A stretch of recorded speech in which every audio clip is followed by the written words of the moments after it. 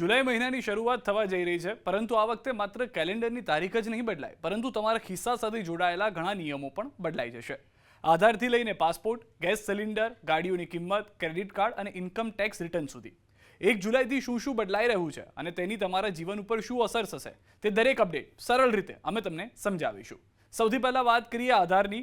જો તમારા આધાર કાર્ડમાં ઈમેલ આઈડી અપડેટ નથી અથવા જૂનો ઈમેલ નોંધાયેલો છે તો તમારા માટે સારા સમાચાર છે. 1 જુલાઈથી 31 ડિસેમ્બર સુધી તમે તમારા આધારમાં ઈમેલ આઈડી બિલકુલ મફત અપડેટ કરાવી શકો છો. પહેલા આ કામ માટે ₹75 ફી આપવી પડતી હતી, પરંતુ હવે UIDAI લોકોને પોતાની માહિતી અપડેટ કરવા માટે આ સુવિધા નિઃશુલ્ક કરી દીધી છે. જો તમારા આધારમાં મોબાઈલ નંબર, સરનામું અથવા ઈમેલ જેવી માહિતી જૂની થઈ ગઈ હોય, સમય રહેતા તેને અપડેટ કરી લેવું વધુ સારું રહેશે. હવે વાત કરીએ પાસપોર્ટની. જો તમે નવો પાસપોર્ટ બનાવવાનું વિચારી રહ્યા છો તો હવે તમારે પહેલાં કરતાં વધારે પૈસા ખર્ચવા પડશે. 1 જુલાઈથી સામાન્ય પાસપોર્ટની ફી ₹1,500થી વધારીને ₹2,500 કરી દેવામાં આવી છે.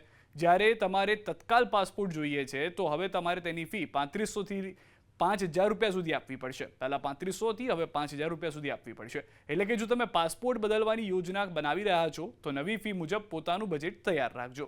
હવે વાત કરીએ ગાડીઓની કિંમતને લઈને. જો તમે નવી ગાડી કે કમર્શિયલ વાહન ખરીદવાનો પ્લાન કરી રહ્યા છો તો થોડી ઉતાવળ કરવી જોઈતી હતી, કારણ કે 1 જુલાઈથી ઘણી મોટી ઓટો કંપનીઓ પોતાના વાહનોની કિંમતોનો વધારો કરી રહી છે. ટાટા મોટર્સ પોતાની પેસેન્જર ગાડીઓના ભાવ 1.5% સુધી વધારશે, કમર્શિયલ વાહનોની કિંમતો લગભગ 2.5% સુધી વધારશે અને આ સિવાય BMW આશરે 2% સુધી અને MG મોટર્સે લગભગ 3% સુધી કિંમત વધારવાનો નિર્ણય કર્યો છે. એટલે કે જુલાઈથી નવી ગાડી ખરીદવી પહેલાંની સરખામણીમાં થોડી મોંઘી થઈ જશે. વાત કરીએ ક્રેડિટ કાર્ડ વાપરનારા લોકોની. તો જો તમારી પાસે SBI કાર્ડ અથવા HDFC બેંકનું ક્રેડિટ કાર્ડ છે તો નવા નિયમો જાણવા તમારા માટે જરૂરી છે. અહેવાલો અનુસાર SBI કાર્ડ પર કેટલાક પસંદગીના ટ્રાન્ઝેક્શન પર SBI કાર્ડના રિવોર્ડ પોઈન્ટ્સમાં ફેરફાર કરવામાં આવ્યો છે. કેટલાક ટ્રાન્ઝેક્શન પર હવે પહેલા જેટલા રિવોર્ડ પોઈન્ટ્સ નહીં મળે. નવી મર્યાદાઓ પણ લાગુ કરવામાં આવશે. જ્યારે HDFC રિગાલિયા ગોલ્ડ કાર્ડ રાખનારાઓને હવે મફત ડોમેસ્ટિક એરપોર્ટ લાઉન્જની સુવિધા ત્યારે જ મળશે જ્યારે તેઓ દર 3 મહિનામાં ઓછામાં ઓછા ₹60,000નો ખર્ચ કરશે.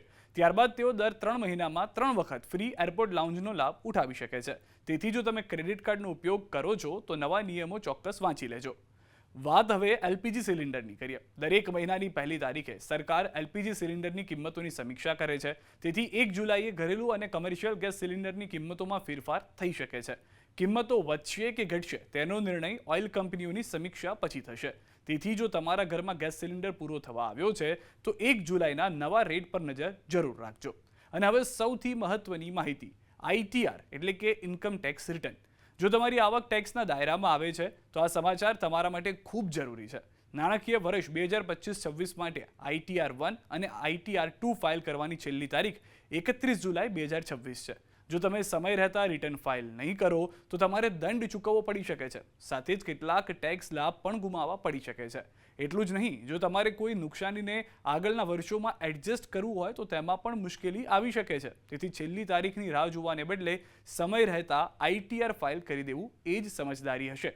કુલ મળીને 1 જુલાઈથી તમારા જીવન સાથે જોડાયેલા ઘણા મહત્વના ફેરફારો લાગુ થવા જઈ રહ્યા છે. આધાર અપડેટ મફત થશે, પાસપોર્ટ બનાવવો મોંઘો થશે, નવી ગાડીઓના ભાવ વધશે, ક્રેડિટ કાર્ડના નિયમો બદલાશે, LPGના નવા ભાવો જાહેર થશે અને ITR ભરવાની છેલ્લી તારીખ નજીક છે. તેથી આ તમામ જે ફેરફારોની માહિતી રાખો છો અથવા સમય રહેતા જરૂરી કામો પૂરા કરી લેજો.